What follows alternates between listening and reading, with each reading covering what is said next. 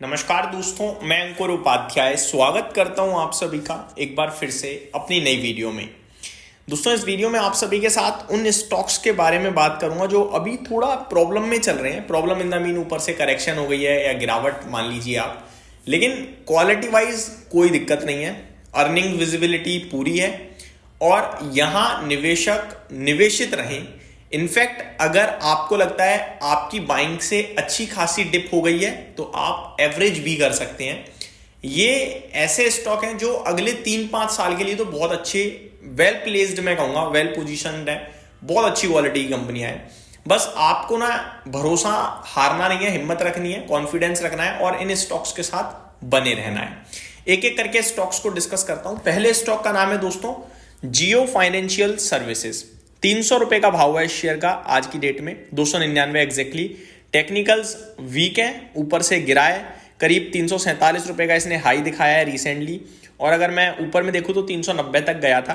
Technicals की बात करें तो एक बड़ी गिरावट आई थी दिसंबर 2024 में 340 रुपए से, और गिरते गिरते शेयर ने करीब 200 रुपए का लो लगाया था। फिर रिकवरी आई और रिकवरी में पूरा जहां से गिरा था वहीं आ गया 340 रुपए। अब वहां से थोड़ा धीरे धीरे नीचे आता हुआ दिख रहा है। तो टेक्निकल्स तो वीक है। टेक्निकल्स के हिसाब से जो मुझे सपोर्ट दिखता है नियर बाय वो है 280 का।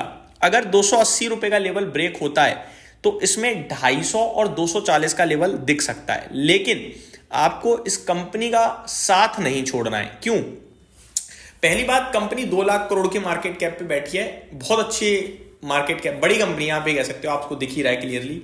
रिलायंस ग्रुप का हिस्सा है और कंपनी अपने बिजनेसेस को डाइवर्सिफाई करती जा रही है। पेमेंट बिजनेस में है, म्यूचुअल फंड बिजनेस में है, ब्रोकिंग इंडस्ट्री में उतर रही है, तो हर जगह है मेरे हिसाब से।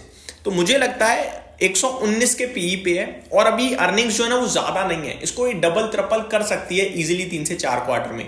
तो अब यहां से इस कंपनी का ईपीएस जो है वो आपको बढ़ता हुआ दिखेगा, जिसकी वजह से वैल्यूएशन रीजनेबल होंगे। प्राइस गिर गया है जिसकी वजह से और कंफर्ट आएगा, और यहां से और अगर गिर जाता है तो फिर और ज्यादा वैल्यू बाइंग हो जाएगी मेरे हिसाब से। तो ये स्टॉक मुझे लगता है बाय होल्ड एंड होल्ड का ही कैंडिडेट है। अगर आप निवेशित हो, आपको लग रहा है यार चलता ही नहीं है, हाँ अभी नहीं चल रहा है, बाजार के साथ नहीं चलता, बाजार के बिना नहीं चलता, लेकिन जब चलेगा तो अपने हिसाब से वन साइडेड चल जाएगा, कोई दिक्कत नहीं है।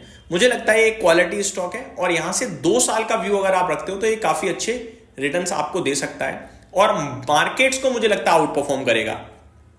दूसरा स्टॉक है दोस्तों टाटा पावर। टाटा ग्रुप की ये कंपनी है। इस साल गर्मी ज्यादा पड़ी नहीं, कुछ खास खराब नहीं इस कंपनी ने। 11 तारीख को इस कंपनी के नतीजे आने हैं, पहली बात, यानी परसों। और कंसोलिडेशन बड़ा लंबा हो गया है। 30 के पीई पे है, 1,30,000 करोड़ का मार्केट कैप है। 30 के पीई पे मुझे खराब नहीं लगती। देखो आप एक चीज समझ लो, गर्मी ज्यादा नहीं पड़ी, एसीज का प्रयोग नहीं हुआ, तो पावर की डिमांड कम होनी चाहिए थी, लेकिन नहीं हुई। क्यों? क्योंकि सर्दी ज्यादा पड़ेगी तो भैया हीटर्स की डिमांड भी तो बढ़ेगी, और हीटर्स अगर बिना बिजली के तो चल नहीं रहे, तो हीटर्स चलेंगे तो भी बिजली यूज होगी। दूसरी बात, जो हमारा देश मैन्युफैक्चरिंग में आगे बढ़ रहा है, मैन्युफैक्चरिंग करने के लिए बहुत हाई लेवल की इलेक्ट्रिसिटी चाहिए होती है, तो वहां भी पावर की डिमांड बढ़ेगी।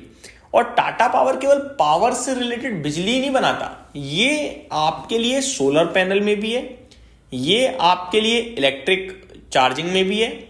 तो मेरे को लगता है टाटा पावर एक कॉम्बो है नेक्स्ट जनरेशन बिजनेसेस का, और एक ऐसे बिजनेस का जो मतलब नेसेसिटी है, जैसे कि बिजली।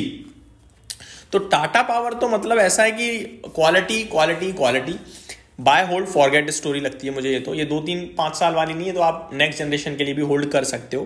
तो ये स्टॉक भी मुझे लगता है कंसोलिडेशन कर रहा है, बहुत हैवी कंसोलिडेशन कर रहा है, लेकिन यहां भी कहीं ना कहीं आपको अपॉर्चुनिटी ही समझनी चाहिए और लेके आराम से बैठे रहो। मुझे नहीं पता कब इसमें मूव आएगा, लेकिन जब भी आएगा बहुत ही शार्प आएगा और फिर हम लोग उसे पिक नहीं कर पाएंगे। तो ये एक स्टॉक है जहां पे मुझे लगता है डेफिनेटली इन्वेस्टेड रहना चाहिए।